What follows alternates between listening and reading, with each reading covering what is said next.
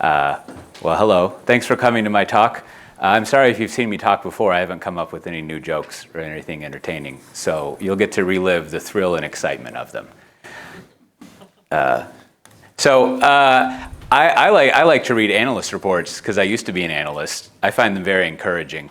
And now that I work at a vendor, I actually know that it's very hard to pay an analyst to say you're awesome. So I can tell you that they're pretty pure when it comes to saying things that are interesting. I came across this one the other day. There's this term that this presentation uses, platform as a product. And I was very surprised to read in this Gartner thing here that if you have if you structure your platform team around kind of a platformy kind of way and a product, that things end up going well. It seemed very current. For what the analysis that they were doing. And I always wonder what the survey base is and things like that. But it was such a favorable sort of comment that I didn't do a lot of time verifying what the N and the uppercase and the lowercase n were. But I think given that this great success, and I think if you don't want to pay a lot of money to read Gartner PDFs, you can go read the annual DevOps reports. They're very nice. Or I think they're now called Accelerate DevOps Report, which is a very long title, so you can just say DevOps report. But generally, and also you're here at CF Summit, so I don't really need to, as they say, preach to the choir back home. You're sort of bought into this idea of doing platforming stuff, but I wanted to go over something that me and some people at Pivotal and also people at, who kind of in the Cloud Foundry community have been thinking about, and that is, what does it mean to product manage the platform? Right? And the reason I think this is important is, so I used to be a developer. I used to write software, oddly enough, for operations people, but I'm not an operations person. I just move pixels around a screen. But in the development world, what you learn nowadays is it's probably a good idea to talk to the people who use your software and see if it works out well for them.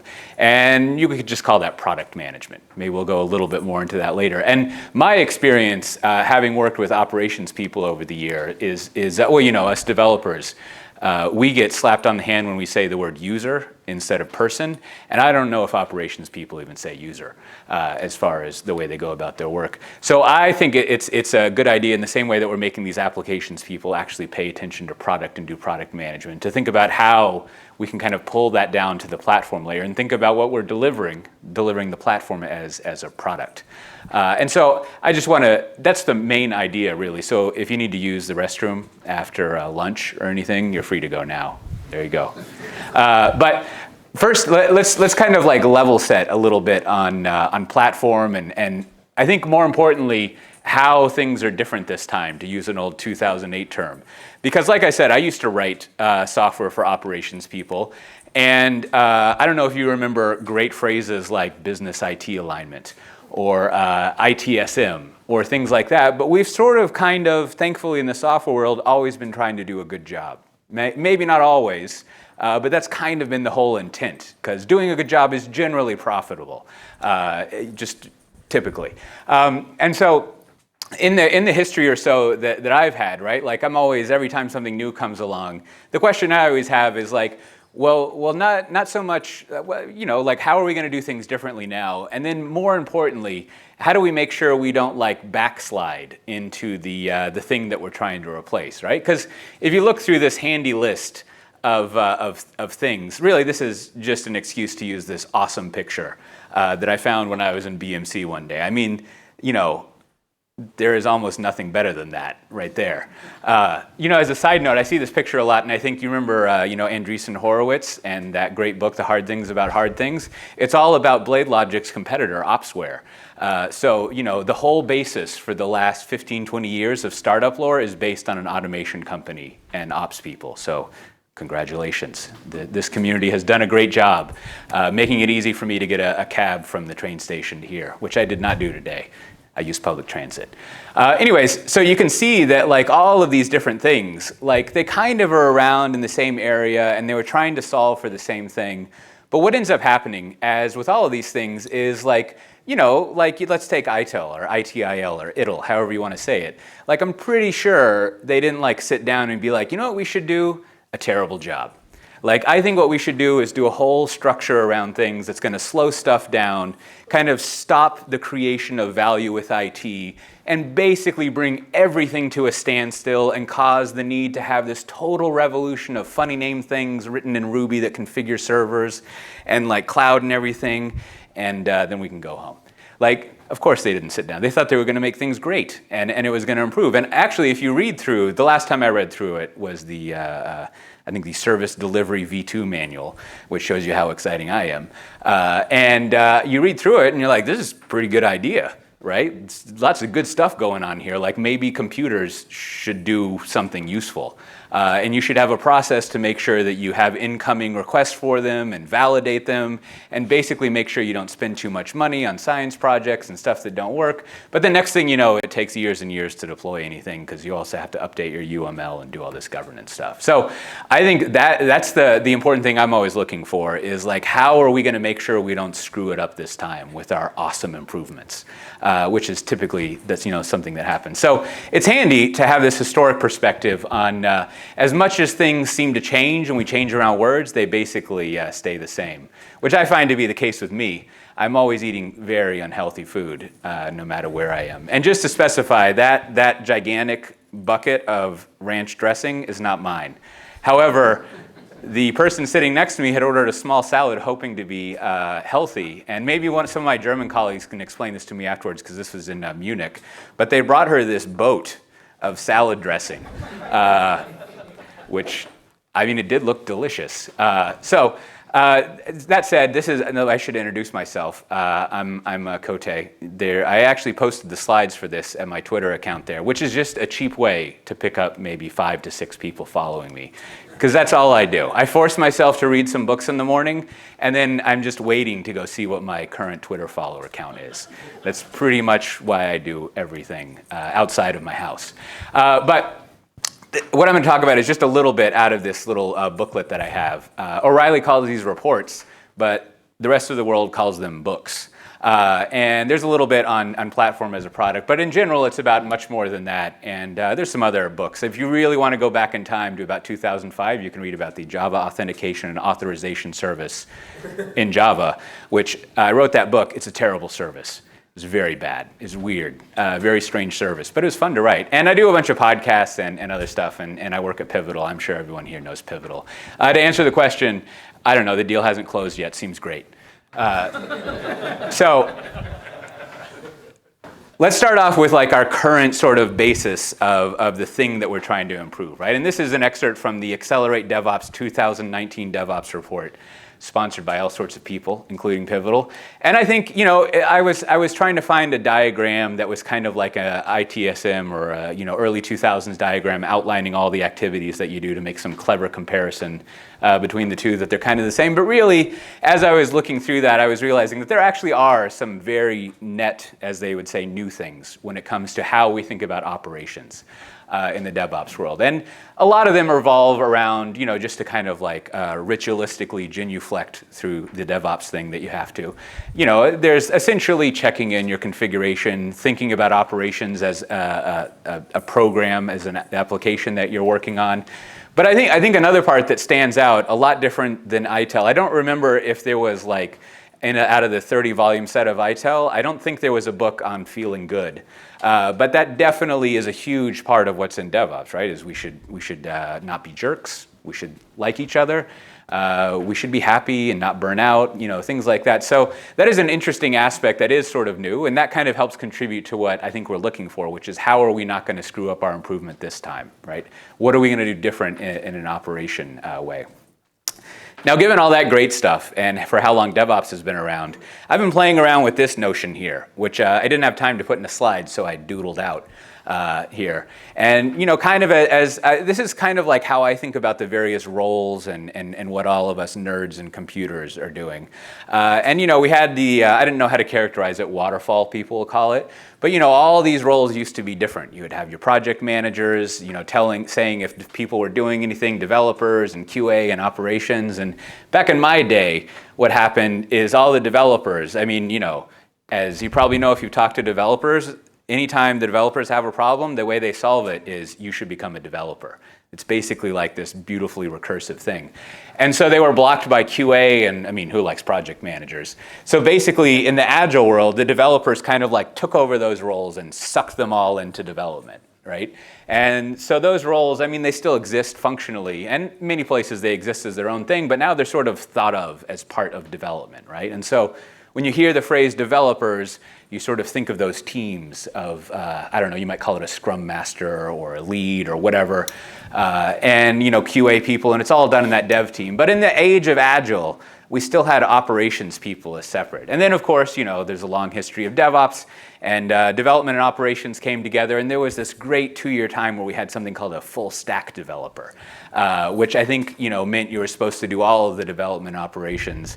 And the thing that I've noticed more recently, especially large part in due to starting out with the cloud foundry world, and now with the sort of like once the world found out, as we were told many times, I guess, that Kubernetes is not actually something developers should use. It's for building a platform or something, I don't know, it's a fun idea that didn't really last for a while, or was in place for a while. But then all of a sudden, I think to some extent, development and ops has kind of split up again, except we call it SRE now, Site Reliability Engineering. And I don't really have much to say about this, but it seems kind of weird to me that we've like divided these two things out again. And maybe that's for the better. But I think given that there might be this kind of divide between the two again, right? It's this question of like, well, we agreed that when they were separate, it was terrible, and now they seem to be separate again, so how are we gonna not mess that up? And I think the way that I've seen organizations not mess it up is to bring down, again, I don't know if it's bring down, I don't want to be spatially judgmental, but to bring in this idea of how a developer would think, how an application person would, and that is product managing something, right? So this is our old friend ITEL, right? Again, it doesn't mean to be so awful, it's trying to do a good job. It's just, people use it in a way that turns out to be not cool, I suppose. We used to, at BMC, I don't know if we knew this was a joke, but we called this the wheel, which I think that's the way a lot of people react to ITEL. But instead of having this kind of project delivery thing, what you hear is that you should be very product focused. And to sort of give a quick overview of what it means to be product focused, nowadays, you might be familiar with like the lean startup and product market alignment and things like that. I always think that's useful for enterprises to that point where the part that I don't know if they cover in the lean startup is at some point you've got to sell your startup for billions of dollars and then you're out, which doesn't always apply to enterprises, probably for the better. But you have this idea of we're going to have some theory of how to solve a person's problem. We're going to experiment with it by writing code. We put it in front of that person or user, and we see if it's actually useful or solves a problem for them. And if it doesn't, we go back and solve that problem. And if it does, we go solve a new problem. So you're paying very close attention to those users, the people who are actually using your software, instead of kind of paying attention to going through this wheel and going through all the various stages that you have. So in the development world, in the application layer, this idea of product management is pretty well understood. And most developers who are working nowadays do that. And most organizations kind of have a notion of how you should be doing that on a weekly or every 2-week sort of cycle. And there's all sorts of tools and ways of thinking about doing it. And from my view, being an application person, that's the whole reason something like Cloud Foundry exists, is to allow developers to focus on doing that. I guess sometimes it exists because it's fun for people to code on, but that's kind of the end goal that you have, is this kind of product way of thinking about things. So how do we apply that at an operations level to running a platform? Well, first of all, it's good to sort of identify who your customer, your user is. And this is, when I talk with traditional operations people, sort of the first sort of gate of epiphanonic thinking that they go through, which is like, developers, they're your customer, not your enemy. And your job is essentially to help them do their job as productively and happily as possible. And also to a large extent to, in a very non-parental kind of way, non-pedantic kind of way, sort of nudge them in the right direction of things they might need, sort of services they might need to use or build tools they might need to use. But essentially what you're doing is, as operations people, is not so much focusing on uptime and meeting sort of deliverables and answering tickets. I mean, all of that stuff is necessary. But you're more focusing on how am I making the developers' lives better? They are my customers, and I have this thing that's a product. How do I product manage it? And what features do they need? How would I go through that loop of thinking of something that they need, experimenting with the best way of doing it by actually getting them to use it? And if it worked out well, then great. Now I'm responsible for providing that and whatnot. But if it didn't actually solve their problems, I need to go through that loop again. So this is a summary from this guy, Matt Curry. He's spoken at several CF summits. And it's kind of like an overview of kind of like a vision, if you will, of how you would think about your users as developers and vice versa, what it is they need. So that's kind of the first step in thinking about how do we make sure we don't end up with the wheel again, right? A very feel-good wheel where no one's burning out and they always get free coffee, lots of things like that, but one that is not productive nonetheless. And that is, like get close to who your user, the person, developers are, and really think about how you're helping them out and delivering a product, not just keeping some cloud thing up and running. So now let's go through some what I think are like the in the time we have here, some of the key areas and features to focus on, and then I'll end up with I guess you could call it some of the peopleware or the wetware, the meatware sort of thing, the process and the organization that I've seen operations people who are running a platform and treating it as a product go through to be successful. So as mentioned, lots of internet funding launched off of automation and opsware, all sorts of exciting stuff going on there. But I think this is like the first most important area to focus on that developers need, right? And this is an area that's very touchy for developers because as we'll discuss a little bit, they love basically to write all their own code. I mean, they're developers, right? They want to do their own stuff. But really what they are looking for is, we might think of it as automation, but they are more looking for self-service, right? They want to be able to get resources on their own, set up services, and not really have to wait around and sort of ask for it and wait, which always reminds me of this scene, if you remember, right? This is kind of, I think, the view that developers have of operations helping them. Is they're constantly in this waiting mode, waiting for just a server or some resource that they have.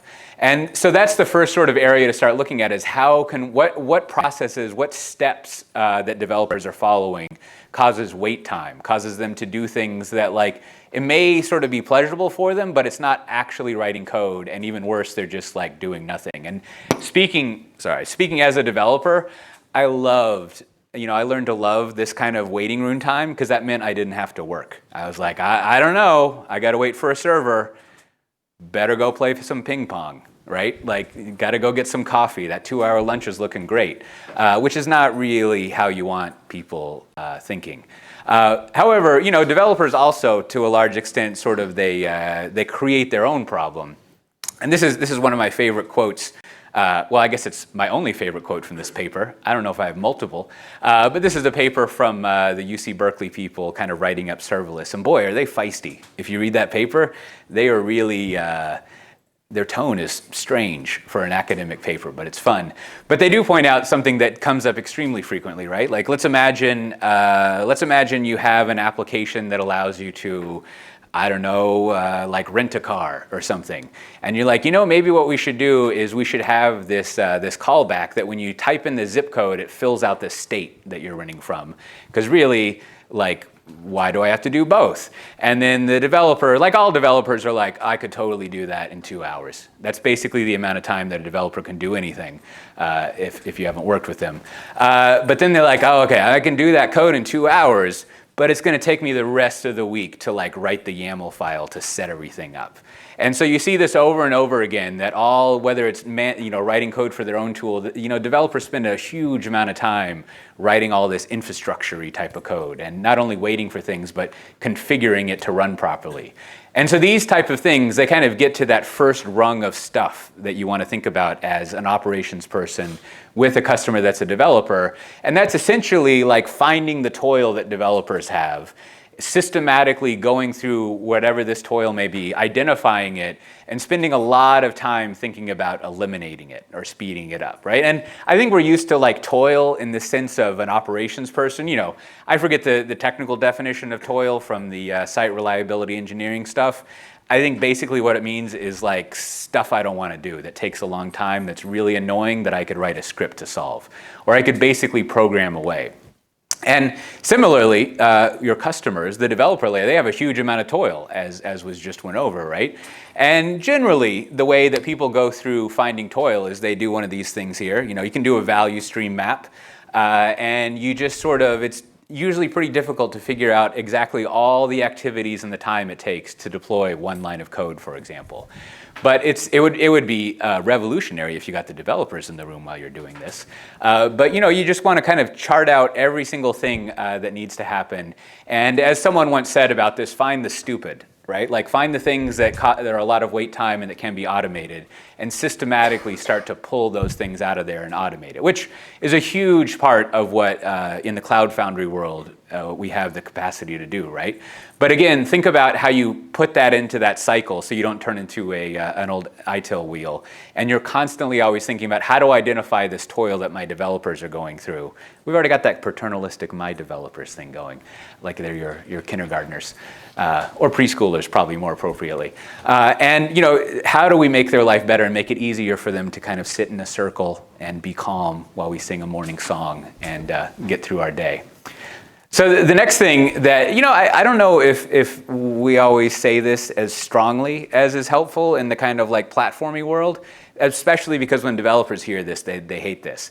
Basically, you should standardize on one centralized platform. Now, instantly developers are like, I'm out of here. Like I like lots of platforms, and I want to be you know, heterogeneous or whatever. I don't want you telling me what to do. But I think there's a huge amount of advantages you get from doing that. And I think if you involve your developers in this process of selecting a platform, as a product manager would, instead of foisting it on them, right? Like you want to get out of the days where like in the mid-2000s where you're basically like, that's a great feature you want to add, developer. How about you go read this ESB manual, and that's going to be the way you do everything, right? You don't want to foist a platform on someone. You want to involve them in it. So I would suggest, if you haven't selected a platform already, or if you're having difficulty like getting developers to like it, and I'll go over a little bit of kind of marketing around it, it's good to involve them in the POCs that you have, the actual testing of a platform and selecting it, right? And I think the way that I've seen, as for example at Rabobank, people go through it is, and many other organizations, is you actually like pick an application, like a real application, and you set aside maybe like 90 days, and you have the development team, and as operations people, you'll have to work with them on this to understand how to use it, but you actually go through, you do a working POC of something, and you involve them in that process instead of just filling out spreadsheets and kind of having theoretic projects that you have and then suddenly telling them that they have it. But getting developers involved in that process to get their feedback will not only allow you to win them over to the platform you want to use, but more generally, it'll help you find out what platform and what layer of abstraction or whatever term you want to use is useful for them, because you have firsthand experience doing that. And then it'll be nicer to centralize on a platform instead of having a whole bunch of different ones that you need to worry about. Now, there's a couple of other advantages of having a standardized, centralized platform. I think the first one that comes up a lot is it's a lot easier if you have one sort of centralized thing to impose, you know, another bad word you don't want to say outside of whatever context, governance, which is to say, here are good ways of doing things and also legal ways of doing things, and we should do them because they're good and we'll get in trouble if we don't. Or here are you know, hygienically good ways of securing the code that we have and the services, and putting that into not only your build pipelines as checks, but also enforcing it at the platform layer, just making it difficult to do things that are out of compliance is much easier if you have a centralized platform rather than a whole bunch of other ones running around. There's a whole other sort of thread to pull on that, like it's fun for enterprise architects to start carrying pagers instead of just using Visio, because they're actually running their architecture with the platform. Now, the other thing I think that we can all agree on is like, just like this picture is actually, he's described as a Southern Illinois man. If you don't know Illinois, it's it's a great state, but I don't really know what's happening in the South. This is the state where there used to be car manufacturers and now there are not. And so there's a lot of, we call this a shade tree mechanic. And this is sort of, if you imagine that, is that a Monte Carlo? That would be great. If you imagine that car being like a platform that someone's building, I think this is often what you find developers doing.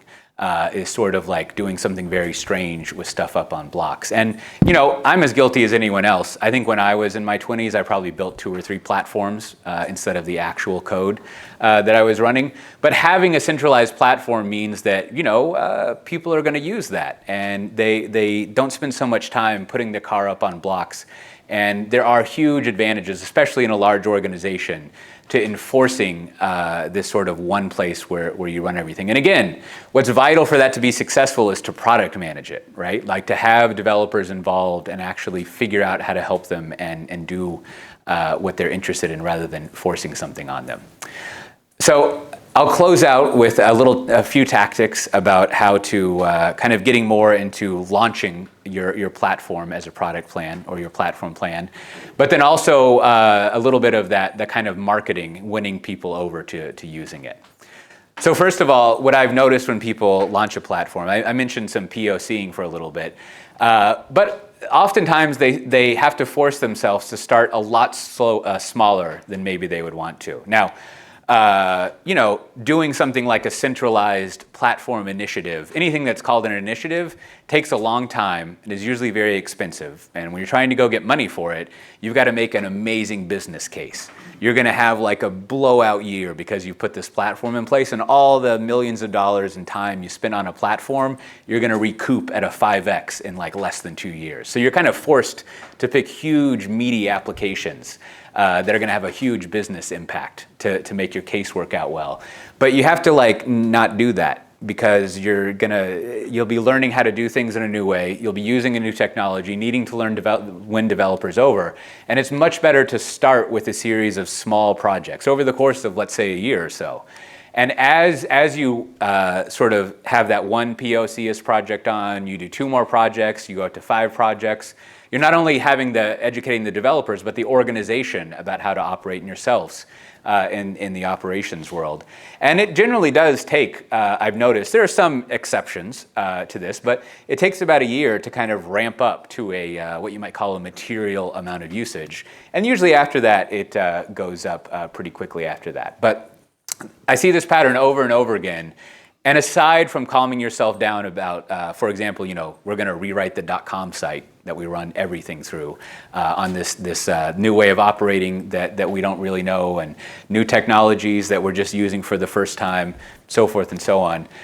You want to start a little bit smaller. But I think it's also a good way to kind of plan out your long-term strategy of what you're going to do. Because, as I mentioned earlier at the beginning, as operations people, you're going to have to spend a lot of time consulting with developers about how to use the platform, which might seem a little crazy, so you need to budget that in.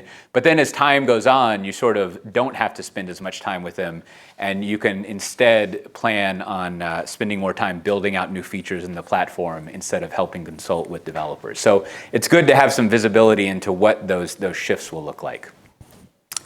So finally, not only is it important to think about spending time with those developers, consulting with them about how to write applications that properly run on a container-based cloud-native way, but they're also probably on a quarterly basis is what I tend to recommend. And again, the operations people will probably need to lead this instead of someone else, but you'll essentially want to start some internal conferencing and branding that you do. Now, at these sort of internal events, it's not only training to just go over how to use it and what to do, but again, it really gets towards that idea of how do we get people to actually use this platform. And every now and then people like myself come in and speak at these events. They always have great names. They used to be called hackathons or jams or things like that, but I haven't noticed them being called that a lot. But you should never trust what someone like me from a vendor says. The answer is always the same. But instead, what you want to do is get some of those initial teams to come in and present at these events and go over what they've done, what their learnings are, and what they've used.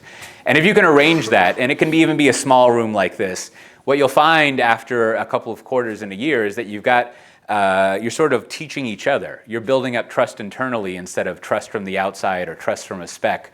And you more get towards some of those DevOps-y kind of feel-goods where not only are you moving people towards using a new platform, but you actually have a more cohesive team of people. And again, you have that vital thing where you're relying on each other to teach yourselves instead of an outside person. Now, hopefully, people in your organization kind of trust each other and they get along marginally well. If they don't, we got a great referral bonus program at Pivotal.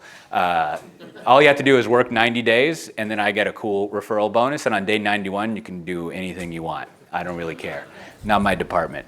But think about how you budget that time out and start to do a lot of internal marketing around it. Because if you don't do this internal marketing, what I've seen many times, maybe not time and time again, but many times, is that you build this platform and no one really comes to use it.